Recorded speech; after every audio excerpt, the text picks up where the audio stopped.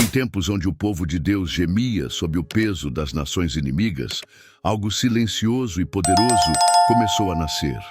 Depois do cativeiro na Babilônia, o povo de Israel voltou à sua terra. Mas o coração da nação jamais foi o mesmo.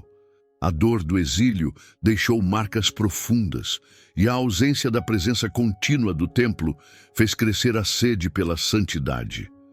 Não havia mais reis, não havia mais glória. Restava apenas a lei, a Torá. E foi nela que muitos buscaram abrigo, como náufragos em mar agitado. Será que a salvação estaria em se apegar à palavra com unhas e dentes? Foi nesse cenário desolado que um grupo começou a se destacar. Homens que queriam viver separados da corrupção, longe da impureza do mundo. Eles não tinham exércitos, mas lutavam diariamente para preservar a identidade espiritual de Israel.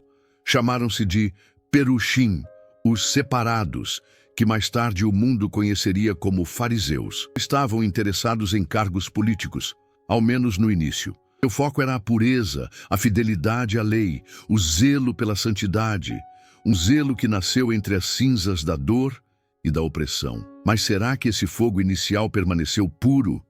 Durante a dominação grega com Alexandre e os Seleucidas, Israel enfrentou uma nova forma de ameaça, a helenização. Não era espada, era sedução. Costumes pagãos invadiam o povo santo, e muitos judeus estavam sendo tragados por uma cultura que rejeitava o Deus da Bíblia. Nesse contexto, os fariseus se firmaram como defensores da fé. Lutaram ao lado dos macabeus para restaurar o templo. Rejeitaram os costumes estrangeiros. Encorajaram a oração nas casas, nas sinagogas, nos becos. Alimentaram a esperança de que o Espírito Santo ainda guiava Israel. Você já parou para pensar que no início eles foram heróis da fé?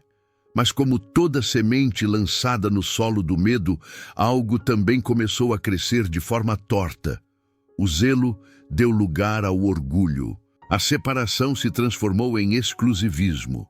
A busca pela fidelidade se tornou uma prisão legalista. Ainda assim, os fariseus se mantinham firmes, criando regras sobre regras, cercas em torno da lei. Não apenas para si, mas para todo o povo. Seu objetivo? Impedir que Israel voltasse ao exílio. Em outras palavras, a obediência era o muro contra a maldição. E você? Já viu alguém perder a graça enquanto tentava proteger a fé? Com o tempo, os fariseus ganharam influência.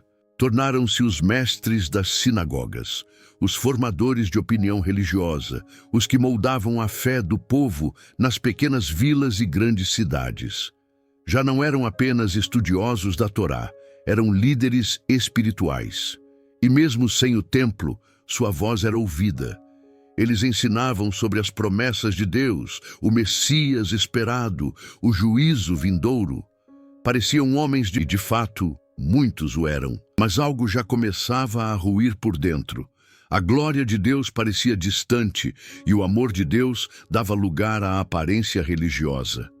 Curiosamente, mesmo em sua rigidez, os fariseus traziam marcas de esperança. Eles criam na ressurreição, na vida eterna, no poder da oração. Acreditavam que o Espírito Santo ainda poderia agir entre os homens. Isso os diferenciava dos saduceus, que negavam quase tudo que fosse sobrenatural.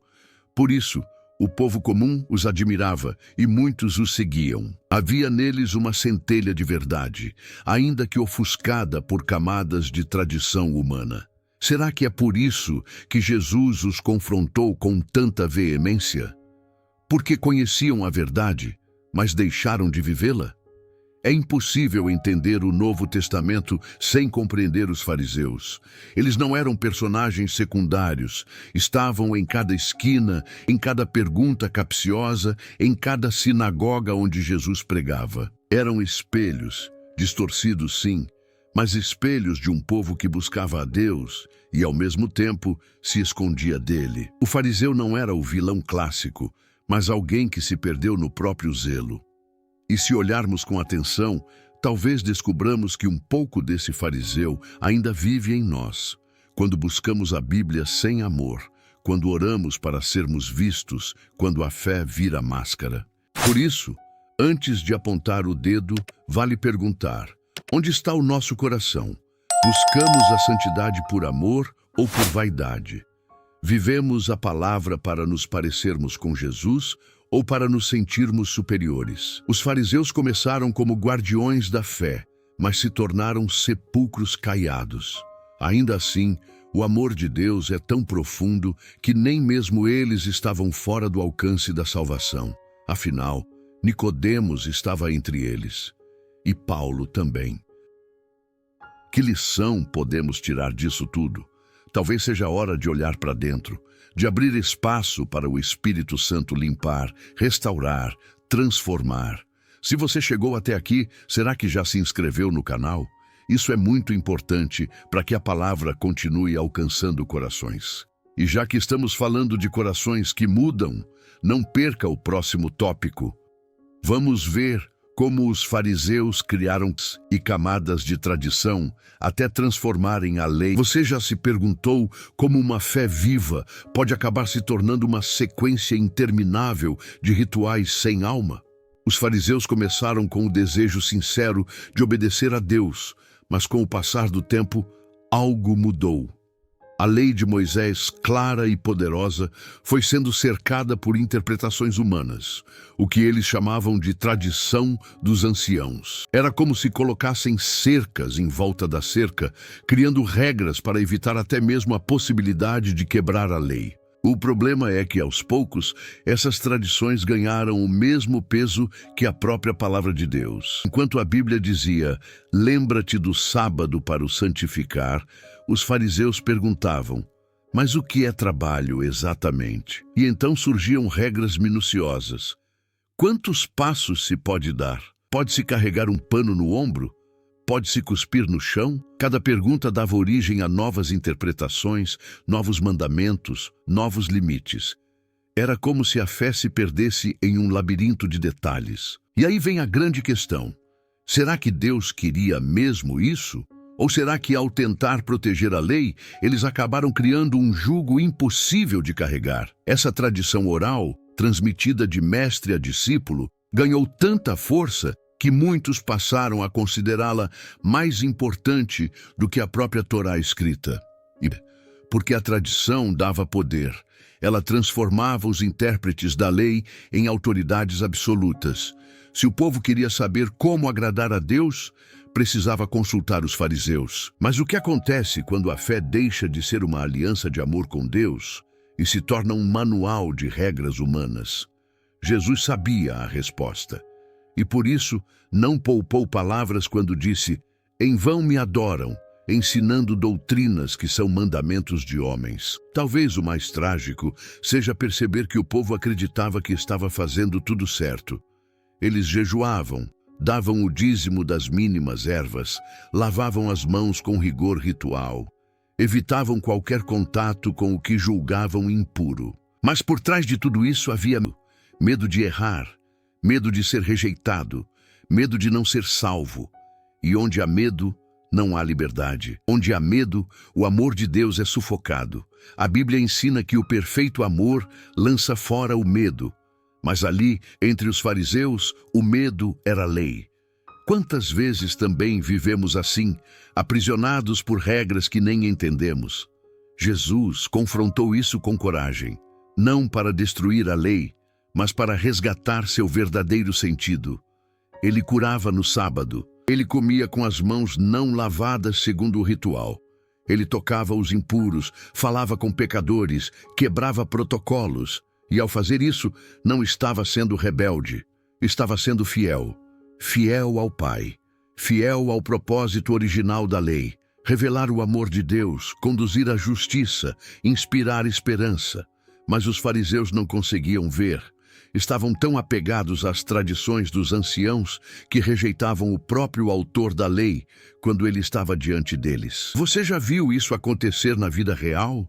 Pessoas que se prendem tanto a rituais religiosos que esquecem do coração da fé, que sabem recitar versículos, mas não conseguem perdoar, que estão na igreja todo domingo, mas não oram com sinceridade. Foi sobre isso que Jesus falou quando disse: este povo me honra com os lábios, mas seu coração está longe de mim. Os fariseus estavam preocupados com a aparência, com o exterior, com o que os outros pensavam, mas Deus sempre olha para dentro, sempre. E é por isso que essa parte da história dos fariseus nos ensina tanto, porque, em algum momento, todos nós corremos o risco de nos tornarmos religiosos demais e espirituais de menos, de viver uma fé mecânica, automatizada, sem fogo. Mas a boa notícia é que o Espírito Santo ainda está entre nós. Ele nos chama à verdade, ele nos lembra da palavra viva, ele nos reconduz ao propósito. A Bíblia não foi feita para ser idolatrada como um livro mágico, mas para ser vivida como uma carta de amor de Deus para seus filhos. Você tem lido assim? Se essa mensagem falou com você, deixe nos comentários. Qual tradição humana você percebe que já te afastou da essência do Evangelho? A sua experiência pode edificar outras vidas também. Agora vamos ver como os fariseus se tornaram uma força poderosa na vida do povo de Israel e como o poder pode ser tanto bênção quanto armadilha. Durante séculos, o povo de Israel olhava para o templo como o centro da presença divina. Mas à medida que as sinagogas se espalhavam e as tradições dos fariseus ganhavam força, algo mudou. O templo ainda era reverenciado, sim, mas a autoridade espiritual já não estava mais centralizada apenas em Jerusalém. Estava nas vilas, nas praças, nas casas, em cada lugar onde um fariseu ensinava. Eles se tornaram os formadores da consciência do povo. Seus ensinos não eram apenas ouvidos, eram absorvidos como verdade absoluta. Já pensou no poder de alguém que interpreta o que Deus espera de você? Esse domínio não era violento, era sutil. Os fariseus não impunham espadas, mas impunham doutrinas. Suas vestes longas, suas filactérias, suas orações em público, tudo construía uma imagem de autoridade espiritual incontestável. O povo simples via neles o modelo de santidade. Se ao menos eu fosse como eles, era o pensamento de muitos. Eles eram respeitados, admirados, mas também temidos. Afinal, quem ousaria confrontar um homem que conhecia a lei de ponta a ponta? E não é assim até hoje? Quantos se calam diante de religiosos que falam bonito, mas agem com dureza? Os fariseus estavam em toda parte. Eram os chefes das sinagogas, os juízes da moral, os conselheiros dos aflitos. Cada aspecto da vida judaica, desde o nascimento até a morte, era permeado por suas orientações. Se o bebê nascia, havia um ritual. Se alguém morria, havia leis para o luto. Comer, trabalhar, repousar, vestir-se, purificar-se, tudo era regulado. E quem não sabia como agir recorria a eles. Eles eram os especialistas em... Mas o que acontece quando o especialista se esquece de amar o próximo? Quando a sabedoria se converte em superioridade? A resposta está na dor silenciosa do povo que carregava fardos religiosos que Deus nunca colocou. E aqui está o ponto mais delicado. Os fariseus não eram apenas líderes religiosos. Eles também tinham poder político. Influenciavam decisões no sinédrio, se posicionavam em questões públicas, moldavam alianças e estratégias. Embora não fossem sacerdotes como os saduceus, sua proximidade com o povo os tornava indispensáveis. E os romanos sabiam disso. Quando precisavam de paz entre os judeus, negociavam com quem tinha a voz das multidões. O Império Romano e o sistema religioso mantinham um equilíbrio tenso, sustentado por líderes que muitas vezes se diziam guiados pela fé, mas eram guiados pelo medo de perder o controle. É por isso que Jesus incomodava tanto. Ele falava com autoridade, mas sem precisar de títulos. Ele amava os pecadores, mas não tolerava o pecado. Ele trazia cura, graça, compaixão, e isso ameaçava o sistema. Porque, no fundo, o povo sabia, Jesus tinha algo que os fariseus não conseguiam oferecer. Ele tinha verdade, e essa verdade libertava. Os fariseus não podiam competir com isso. Por isso tentavam pegá-lo em contradição, acusá-lo, silenciá-lo. Mas sempre que ele abria a boca, as palavras incendiavam os corações e desmascaravam o falso poder que dominava Israel. A influência dos fariseus era tamanha que até os discípulos de Jesus às vezes caíam sob sua sombra. Em mais de uma ocasião, Jesus os advertiu. Guardem-se do fermento dos fariseus. Era como um alerta. Cuidado com a hipocrisia, cuidado com a religião sem espírito, cuidado com a fé sem amor. Eles eram mestres da letra, mas não conheciam o espírito da letra. E quando a Bíblia vira só letra, ela mata. Só o Espírito vivifica. É o Espírito Santo quem nos conduz à fé viva, à esperança renovada, à salvação verdadeira. Você já sentiu a diferença entre ouvir um religioso e ouvir um homem cheio do Espírito? E o mais irônico de tudo, os fariseus criam na ressurreição. Eles acreditavam que Deus ainda falava, que o Messias viria. Mas quando o Messias esteve entre eles, preferiram proteger sua posição do que abrir o coração. Isso é forte, porque nos lembra que não basta conhecer a promessa de Deus, é preciso reconhecer quando ela se cumpre. Quantos hoje sabem de cor as Escrituras, mas rejeitam os sinais? Quantos decoram as promessas de Deus, mas se fecham para o novo de Deus? O conhecimento sem humildade se transforma em cegueira. E essa cegueira tem um nome: orgulho religioso. O povo precisava de líderes com compaixão, mas encontrou juízes implacáveis. Precisava de guias que apontassem para Deus, mas viu homens apontando para si mesmos. A influência dos fariseus moldou gerações, mas deixou marcas de dureza, medo e falsa piedade. No entanto, a história não termina aí. Porque no meio de tudo isso, o amor de Deus continuava agindo. A oração sincera ainda subia. A salvação ainda batia à porta. E Jesus, mesmo diante da rejeição, continuava dizendo: Vinde a mim, todos os que estão cansados e sobrecarregados, e eu vos aliviarei. A pergunta é: você tem buscado esse alívio? Ou ainda está tentando agradar a Deus por esforço humano? O encontro entre Jesus e os fariseus não foi um embate entre ideias apenas.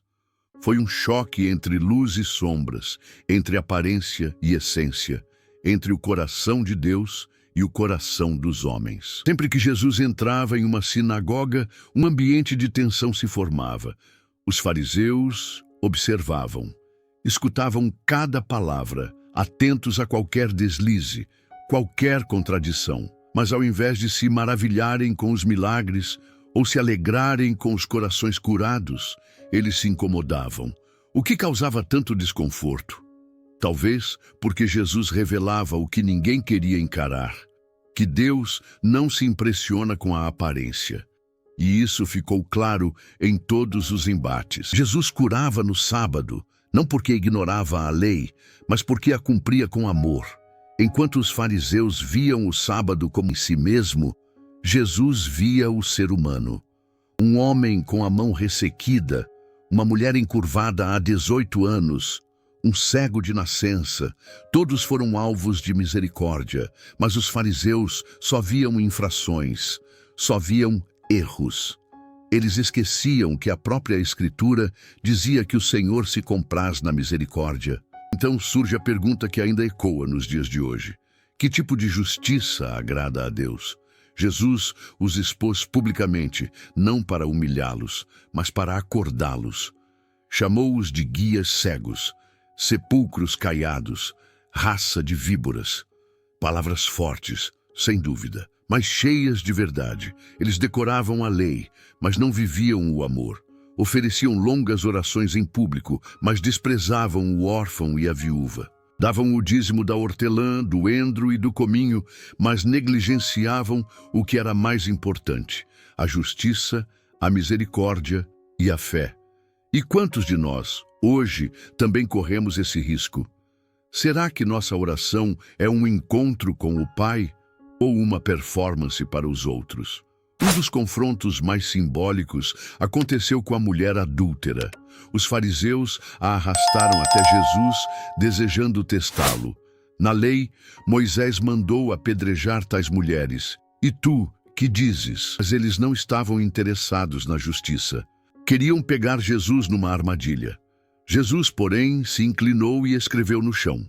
Depois, levantou-se e disse: Aquele que dentre vós está sem pecado, seja o primeiro a atirar uma pedra. Foram embora, do mais velho ao mais novo, porque no fundo sabiam, todos carregavam culpa. E hoje, quantas pedras você ainda segura nas mãos? Mas nem todos os confrontos foram com palavras duras. Havia também silêncios profundos, olhares que atravessavam as máscaras. Certa vez, um fariseu chamado Simão convidou Jesus para jantar. Durante a refeição, uma mulher pecadora entrou e, chorando, ungiu os pés de Jesus com perfume e lágrimas. Simão, em silêncio, julgava. Se este fosse profeta, pensava. Mas Jesus, conhecendo o coração, disse: Simão, vê esta mulher? E aí ensinou uma lição eterna. Quem muito é perdoado, muito ama. É isso que os fariseus não entendiam, que a fé não é um sistema de controle, mas uma resposta ao amor de Deus. Jesus não odiava os fariseus, ele os amava e por isso os confrontava. O mesmo amor que abraçou os leprosos, que perdoou a adúltera, que restaurou os pecadores, foi o amor que os chamou ao arrependimento. Mas o orgulho era forte demais. Eles estavam tão ocupados mantendo sua reputação que não conseguiram ver a salvação bem diante dos olhos. O reino estava ali, não em palavras, mas em poder, em carne e osso, em compaixão e verdade. Mas quando o coração se fecha, nem mesmo os milagres convencem. E você, o que faria se estivesse naquela multidão? O maior de todos os confrontos, porém, foi o julgamento de Jesus. E ali estavam eles, os fariseus e os mestres da lei liderando a acusação. Inventaram mentiras, pagaram falsas testemunhas, manipularam a multidão, tudo para manter o controle, tudo para calar aquele que era o caminho, a verdade e a vida. Mas o que eles não sabiam é que estavam cumprindo as promessas de Deus. Aquilo que o mal planejou como derrota, Deus transformou em salvação. E assim, pela cruz, o amor venceu o legalismo, o sangue venceu a hipocrisia, a graça venceu a aparência. Aleluia! Esse confronto, querido irmão, não acabou. Ele continua em cada coração religioso que se esconde atrás de um comportamento exemplar, mas se recusa a ser transformado. Continua toda vez que colocamos rituais acima da misericórdia, tradição acima da palavra, orgulho acima da humildade. Mas também continua toda vez que alguém decide largar as pedras, abrir o coração e se deixar curar. Jesus ainda confronta, mas agora pelo Espírito Santo. E ele te pergunta: será que o seu coração é dele ou só sua aparência? Nem todos os fariseus viraram as costas para Jesus. Em meio à rigidez, havia corações que ardiam em segredo. Enquanto a maioria o rejeitava em público, alguns o buscavam no silêncio da noite. Um desses homens era Nicodemos, membro do Sinédrio, conhecedor da lei, fariseu respeitado. Mas ele sentia que havia algo diferente naquele rabi da Galileia. Por isso, num encontro escondido, Nicodemos procurou Jesus e ouviu dele palavras eternas: necessário vos é nascer de novo. Essa frase mudou tudo, porque mostrou que nem a religião, nem o conhecimento, nem os rituais podem substituir o novo nascimento. Nicodemos não compreendeu de imediato. Como pode um homem nascer sendo velho? Perguntou. E Jesus explicou com paciência, revelando o caminho da salvação, falando do Espírito, da água, da fé viva. Ali nascia a semente de uma transformação. E vemos essa mudança florescer mais adiante, quando Nicodemos defende Jesus diante do Sinédrio e, mais tarde, aparece ao lado de José de Arimateia para sepultar o corpo do Mestre. Um fariseu, cuidando do corpo de Jesus com perfumes e lençóis de linho. Que cena! Prova de que o amor de Deus é mais forte que qualquer sistema e que a fé não é monopólio de ninguém. Outro nome marcante é o de Gamaliel, um sábio entre os sábios, mestre respeitado por todos. Ele não aparece em confronto direto com Jesus, mas sua postura diante dos apóstolos é reveladora. Quando Pedro e os demais são levados ao sinédrio, Gamaliel se levanta e diz: se esta obra é dos homens, perecerá, mas se é de Deus, não podereis destruí-la. Que discernimento! Que temor! Era como se dissesse: cuidado para não lutar contra o próprio Deus. Em meio à pressão e à cegueira da liderança, ele foi voz de equilíbrio e prudência. Quem dera mais religiosos tivessem essa coragem hoje. E então, a Saulo, o mais feroz dos fariseus, zeloso ao extremo, perseguidor da igreja, cúmplice da morte de Estevão, um homem que respirava ameaças. Um legalista com sede de justiça, mas sem amor. Mas ali, no caminho de Damasco, tudo mudou.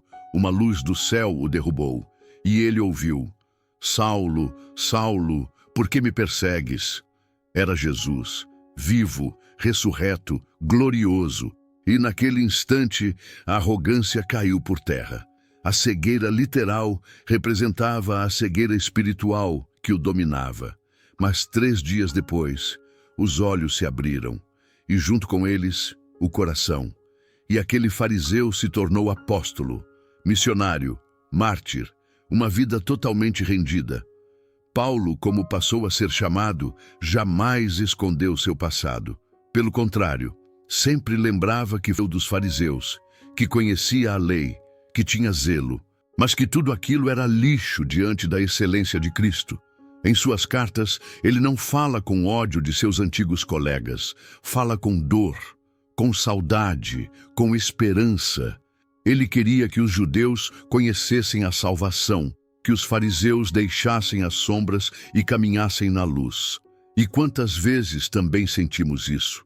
Desejamos que aqueles que nos perseguem sejam salvos, que os que nos criticam se rendam ao amor de Deus.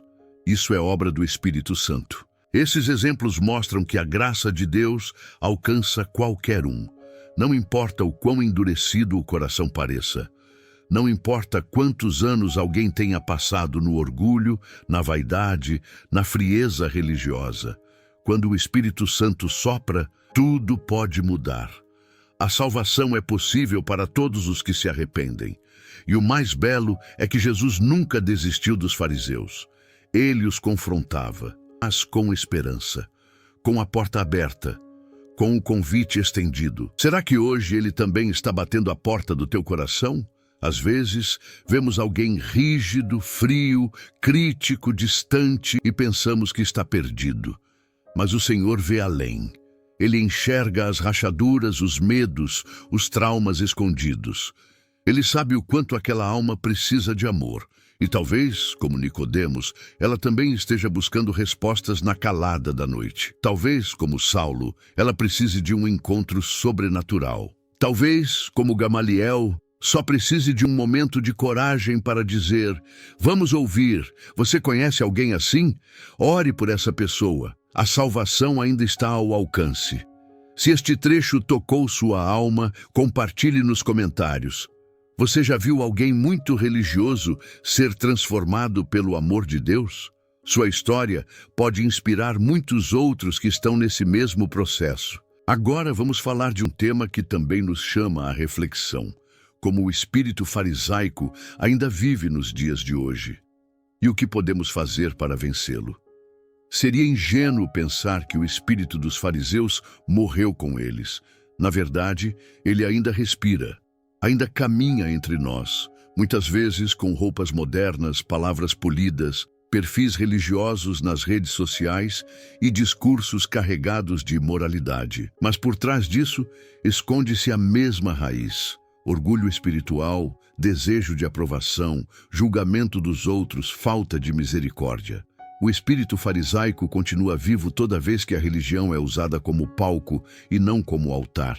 Toda vez que alguém se sente superior por orar mais, jejuar mais, saber mais. Toda vez que se aponta o erro do outro, sem olhar para a trave nos próprios olhos. Esse espírito se infiltra nas igrejas, nas famílias, nas redes sociais. Está presente quando se mede a fé pela aparência, quando se confunde santidade com rigidez, quando se exige dos outros um padrão que nem o próprio coração consegue sustentar. O farisaísmo moderno é mais sutil. Não veste roupas longas, mas ostenta versículos como medalhas. Não oferece sacrifícios no templo, mas cobra perfeição em nome de uma doutrina. E muitas vezes fala de amor, sem amar. Fala de Deus, sem conhecê-lo. Canta louvores, mas o coração está distante. É um teatro espiritual que pode enganar os homens, mas nunca engana o Senhor. E a pergunta que ecoa como uma flecha é: será que esse espírito também não encontrou espaço dentro de nós? Quando foi a última vez que olhamos com desprezo para alguém? Quando julgamos a fé de outro cristão por ser diferente da nossa? Quando preferimos estar certos do que ser compassivos? Quando colocamos a aparência acima da transformação interior? A verdade é dura. Todos temos um pouco de fariseu dentro de nós. E se não vigiarmos, essa semente cresce, silenciosa, disfarçada de zelo, travestida de justiça própria. E então, mesmo frequentando a igreja, podemos estar longe do coração de Deus. O maior perigo do espírito farisaico é que ele anestesia a consciência. Faz a pessoa achar que está bem, mesmo quando está fria. Faz acreditar que sua rigidez é virtude, que sua dureza é firmeza, que seu orgulho é fidelidade. É um engano que rouba a graça, esvazia a cruz e impede o Espírito Santo de agir. O fariseu moderno não grita "crucifica-o", mas mata lentamente a presença de Deus com suas atitudes. E o pior, acha que está agradando a ele. A religião vira um escudo contra a transformação, e no fim resta apenas um corpo vazio, com aparência de piedade, mas negando o seu poder. Mas há esperança. Jesus nunca desistiu dos fariseus, e também não desiste de nós. A palavra de Deus é como um espelho. Ela revela, ela confronta, ela quebra o orgulho e derrama graça. O mesmo Jesus que denunciou os fariseus é o que chorou sobre Jerusalém. O mesmo que disse "raça de víboras" também disse: "Quantas vezes quis eu reunir os teus filhos como a galinha ajunta seus pintinhos debaixo das asas." Ele quer nos libertar desse espírito, nos curar, nos fazer voltar ao primeiro amor, trocar a vaidade pelo arrependimento, a dureza pelo quebrantamento, o julgamento pelo amor, a lei pela graça. Talvez você esteja se perguntando: como me livrar desse espírito? A resposta começa com humildade, reconhecer que todos carecemos da glória de Deus, que a salvação é dom, não conquista, que sem amor tudo é vaidade. Começa também pela oração sincera: Senhor, tira de mim tudo o que é religioso, mas não vem de ti. E segue com uma vida rendida, que prefere ser moldada pelo Espírito a ser aplaudida pelos homens. Uma vida onde a Bíblia não é só decorada, mas vivida. Onde o próximo não é julgado, mas amado. Onde a santidade não é armadura, é fruto. Fruto do Espírito e não da carne. Se você chegou até aqui, é sinal de que o Espírito Santo está te chamando para um lugar mais profundo. Esse vídeo não é só uma crítica aos fariseus da Bíblia. É um chamado à introspecção, um convite à graça, um alerta contra o orgulho e, acima de tudo, um lembrete. Jesus não veio fundar uma religião. Veio nos reconciliar com o Pai. E todo aquele que se humilha será exaltado. Todo aquele que se esvazia será cheio. Todo aquele que clama será ouvido.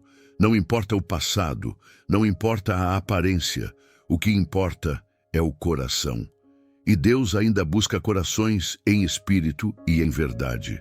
E assim, ao longo desta caminhada, revisitamos um dos alertas mais cortantes de Jesus. Um alerta que rasga máscaras, que denuncia o orgulho espiritual, que chama o homem não para mais religião, mas para mais verdade. Olhamos para os fariseus da antiguidade, não com julgamento distante, mas com o espelho da alma, porque a crítica de Jesus não era apenas contra uma seita, um grupo ou uma época.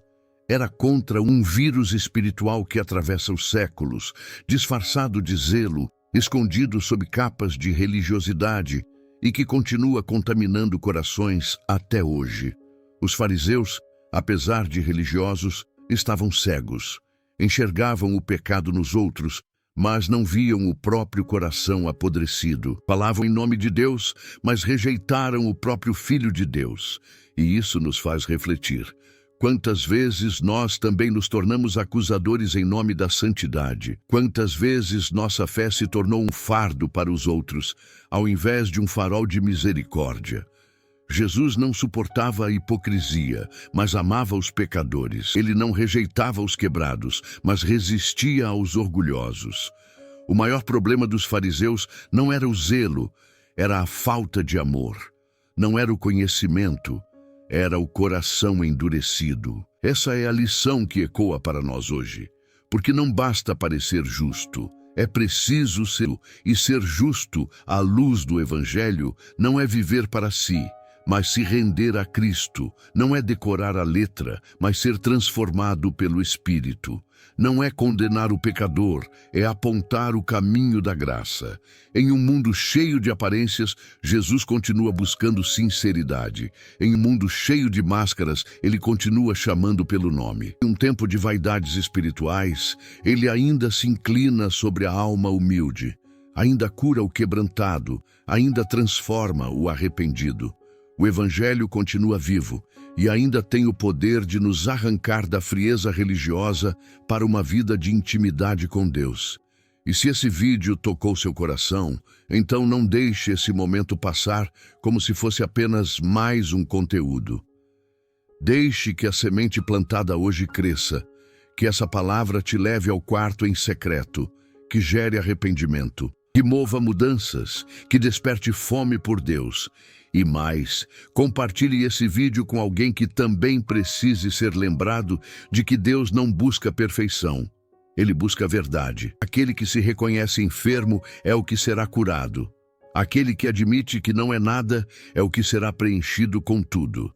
Se você ainda não está inscrito aqui no canal, este é o momento. Clique em inscrever-se, ative as notificações e junte-se a essa comunidade que busca não religiosidade, mas profundidade. Aqui, cada vídeo é um convite ao quebrantamento, à fé viva e ao confronto que transforma.